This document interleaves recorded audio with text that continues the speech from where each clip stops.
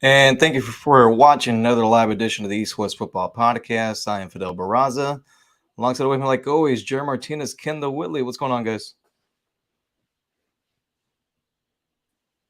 Hey, Tuesday night, ready to talk some ball. What's going on with y'all? Hey, excited, right? Because yesterday we had training camp start for it was the Bills and your Raiders, and Yes. on the 20th, I believe the Raiders actually are full go. So tomorrow you have your vets and your rookies at Raiders actually. So it's a full training camp for the Raiders. So today we had a plethora of teams that started their training camp. So man, off season is officially over. I believe as of tomorrow. Yes, and our off-season review continues today with the Nfc South. So let's go ahead and talk about the Tampa Bay Buccaneers. Obviously, the big storyline for this team was they had a quarterback retire and then I'm retiring. And by quarterback, I mean Tom Brady, the GOAT, the greatest of all time. So I mean, it's just been a crazy offseason for the Buccaneers, especially with Bruce Arians kind of retiring or taking another like front office job with the Buccaneers. And then they named Todd Bowles the head coach there. But as far as players go, notable additions: wide receiver Russell Gage, guard Shaq Mason, cornerback Logan Ryan. Notable losses: guard Alex Kappa, safety Jordan Whitehead, tight end OJ Howard. What do you guys think of their offseason? I think there's a lot of transition going on with the Bucks. I mean, you mentioned Bruce Arians; he's going upstairs now. He's going to be in the front office a lot more. We should see him a lot in training camp. Todd Bowles is the coach. We know what Todd Bowles is about. He's with the Jets formerly, and did a pretty good job there. But that was a bad Jets team. But he made his money on the defense side of the ball. So I think Tampa's defense will be fine. We just have to see the offense, but they still got number 12 back there, so I think the offense will be fine too. I do think they lost Antonio Brown, lost he was gone before they even made the losses. AB's gone, OJ Howard, Chris Godwin. He's going to be out probably the first few weeks of the season. They lost a lineman, like you mentioned and whatnot.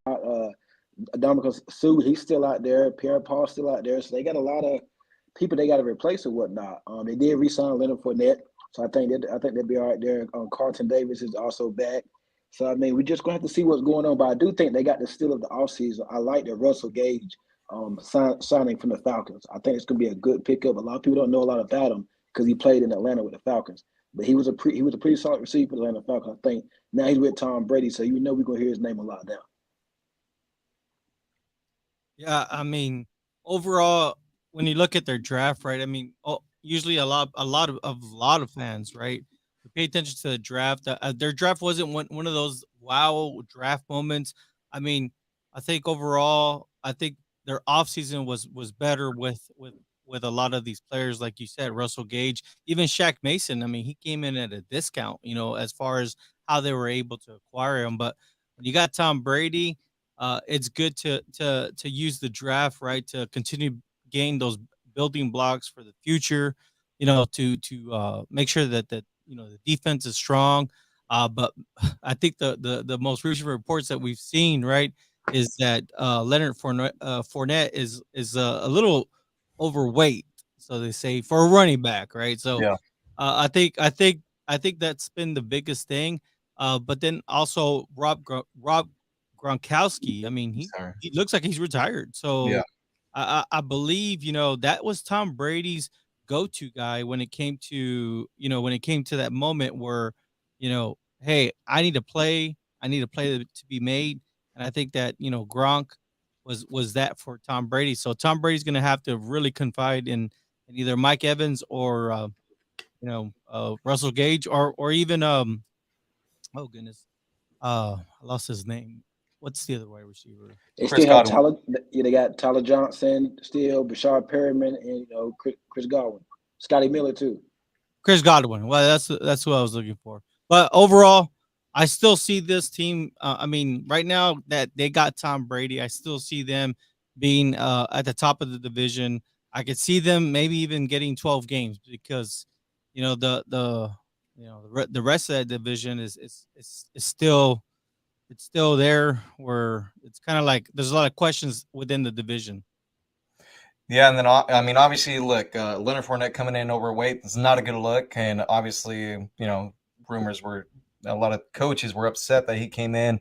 I even saw some tweets out there asking, "Is that Eddie Lacy or is it Leonard Fournette?" So, Oh man, yeah, it's rough. But I mean, look, this team did get Tom Brady back, and that's probably it wasn't a key addition, but obviously it was key for them to be successful this upcoming season. Was for Tom to come back.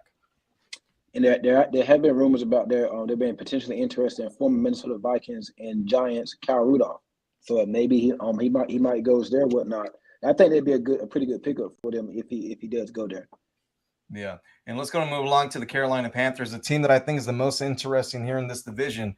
I don't know if anybody saw or heard it last week, but they traded for quarterback Baker Mayfield. So now they're going to have a competition to see who's going to be the starting quarterback between Sam Darnold and Baker Mayfield. And from all reports indicate, this is not going to be Baker's job. They're going to make them fight for the number one quarterback position. Notable additions: guard Austin Colbert, safety Xavier Woods, punter Johnny Heckler, outside linebacker Damian Wilson, center Bradley Bozeman, and wide receiver Rashad Higgins. Notable losses: Hassan Reddick, edge rusher, and defensive tackle Daquan Jones. What do you guys think of the Carolina Panthers offseason? I mean, I'll go ahead and start this off. I think I'm with you when you say this is a very interesting team. I think, once they're able to situate the quarterback situation, I think that we're going to be looking at a team that looks like they're going to be the next team to be in the actual NFC South, because they've been building up this team slowly with Matt Rule. They were patient in the beginning, and it looked like he was building up a solid defense. I mean, sheesh, right? That defense looks like it has a lot of potential. Um, but and then they also drafted Matt Corral, and then they still got Sam Darnold. So I think when we look at it, they need to situate the quarterback situation. But this team, they can be that team for the future that can take over the NFC South. But my biggest question is, at what point is Matt Rule's job safe?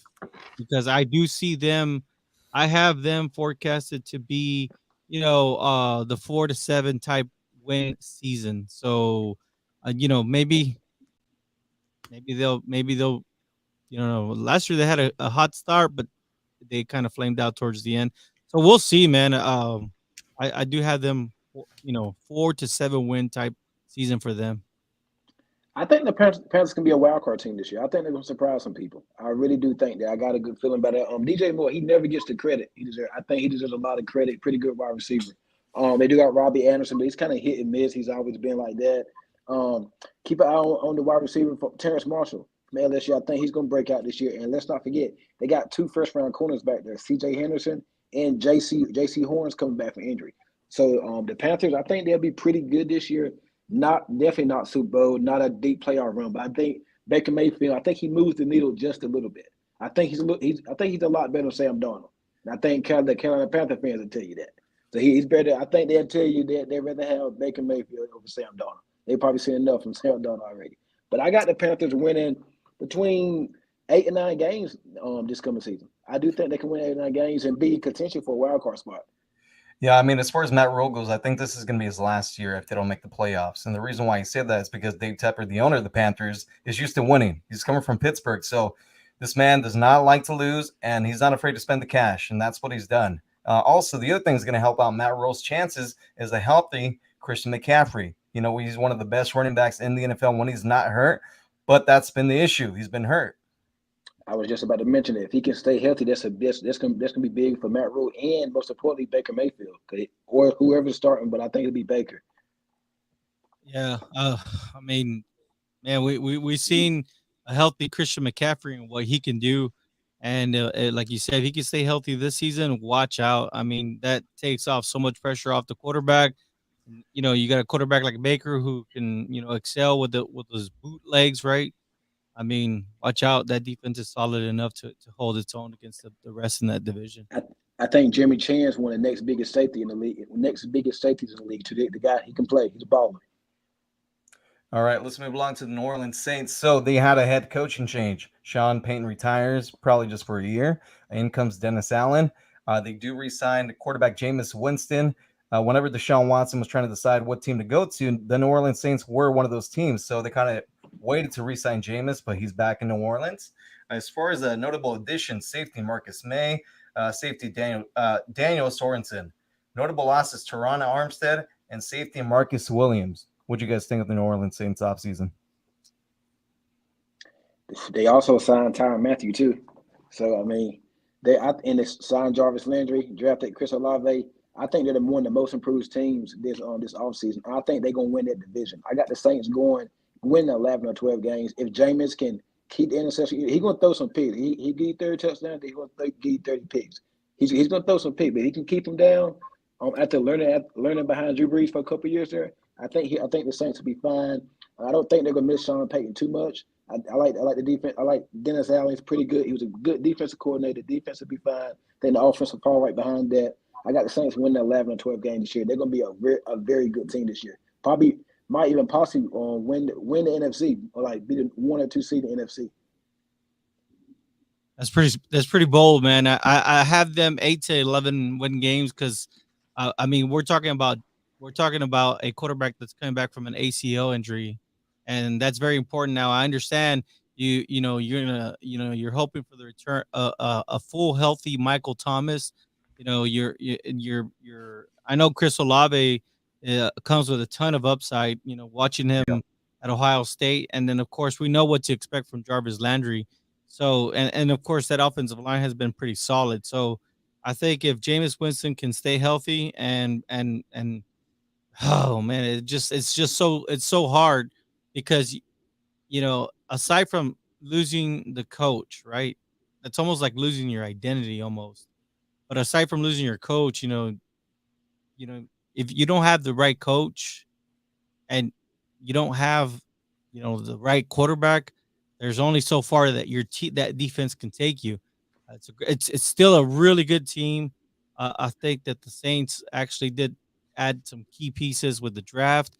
So these rookies are going to have to contribute early and often. And I think that can get them to 8 to 11 when and like from there, we'll see, right? It's still, like I said, it's up in the air with Jameis Winston.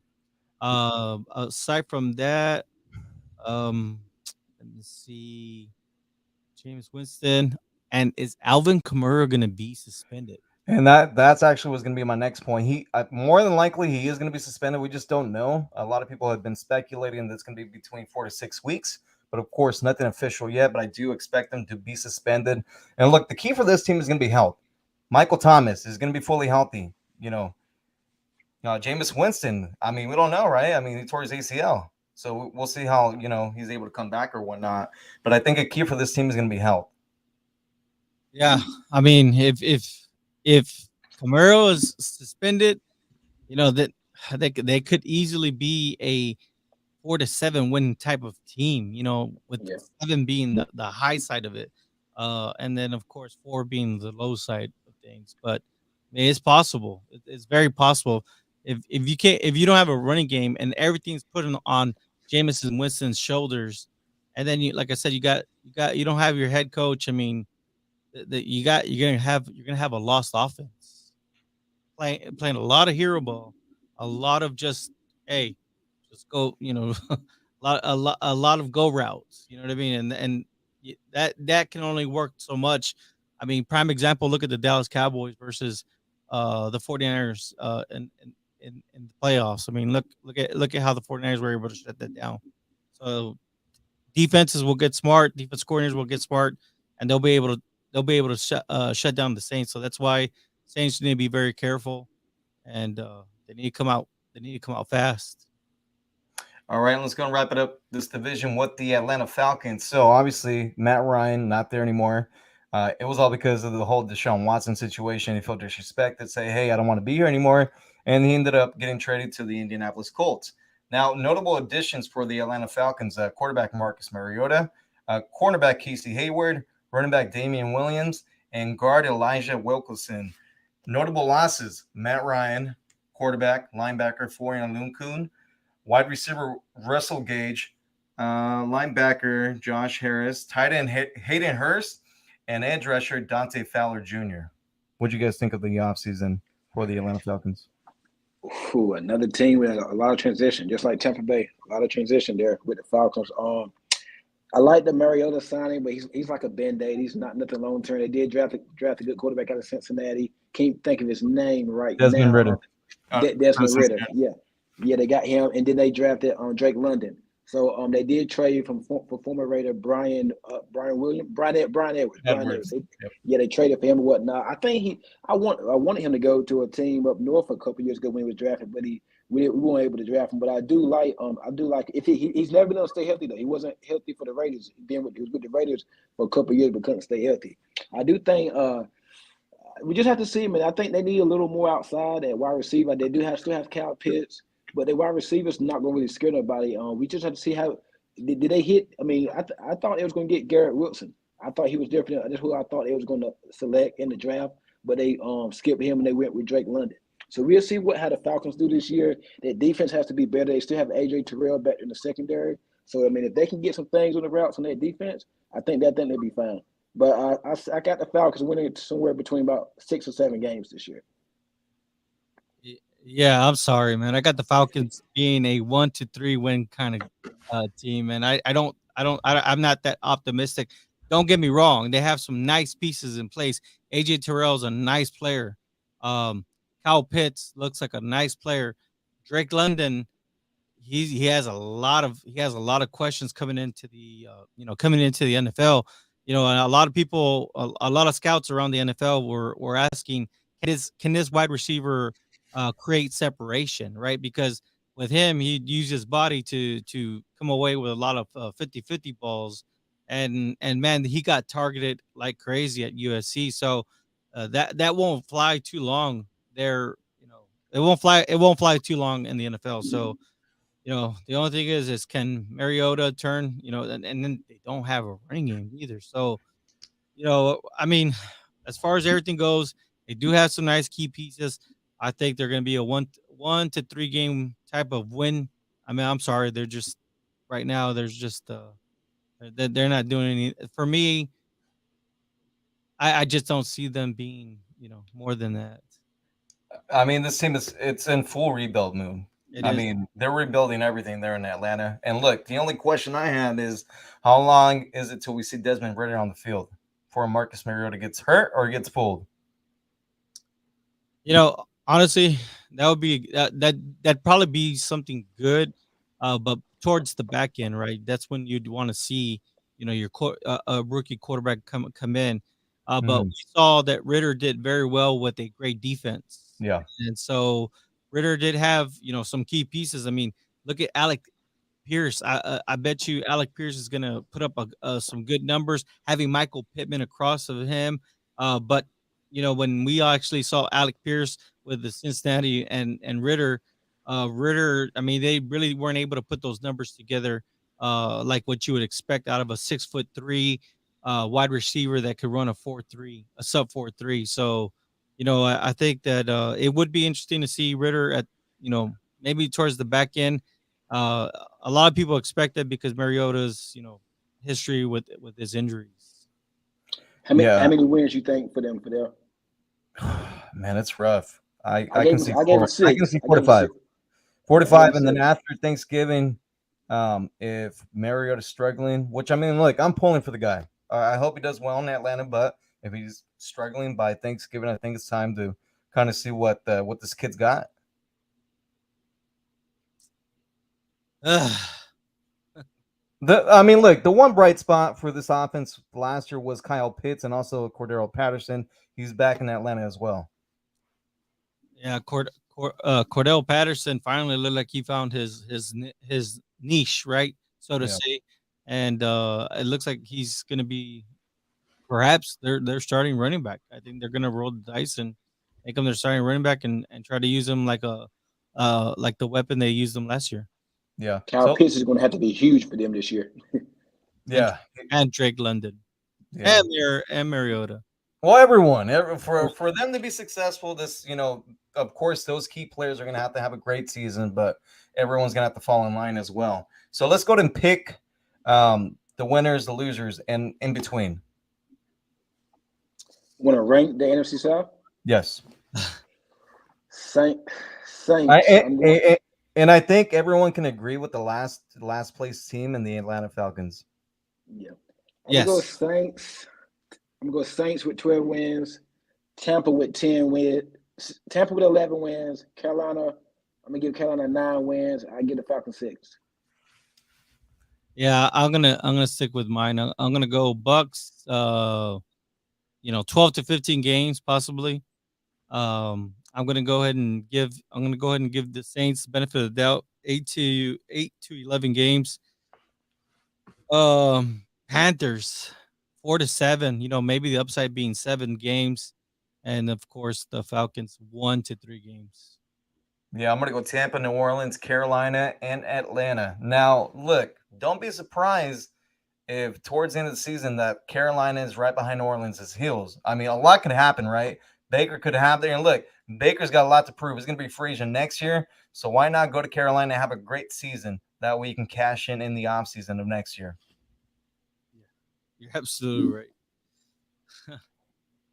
All right. And with that being said, that's going to go and wrap it up for this edition of the East West Football Podcast. Thank you, everyone out there, for watching. Have a great night.